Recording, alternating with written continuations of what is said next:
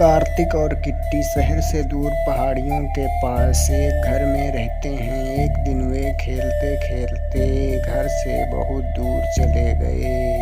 बहुत दूर चले जाने से वे रास्ता भटक गए। बहुत देर तक वे जंगल में इधर उधर भटकते रहे और उन्होंने रास्ता नहीं पाया और भटकते भटकते काफ़ी देर हो गई। अंत में वे एक जंगली रास्ते से आगे बढ़ते जा रहे थे।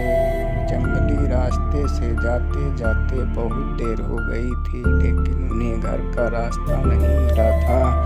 रास्ता ढूंढते ढूंढते काफ़ी देर हो गई थी। जंगल में उन्हें अजीब अजीब सी आवाज़ें सुनाई दे रही थीं, इसलिए वे काफ़ी डरे हुए थे। धीरे धीरे से आगे बढ़ रहे थे और आवाज़ें उनको सुनाई दे रही थीं। कार्तिक को काफ़ी डर लग रहा था।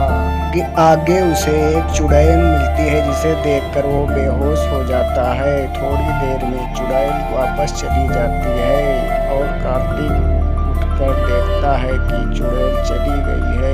कार्तिक थोड़ी देर वहीं खड़ा होकर देखता रहता है, लेकिन उसे कुछ भी दिखाई नहीं देता है और फिर वह घर की तरफ चलने लगता है और अंत में वह चलते चलते घर के निकट पहुंच जाता है। इसलिए वे जल्दी जल्दी से चलने लगते हैं और घर की तरफ पहुंचने लगते हैं।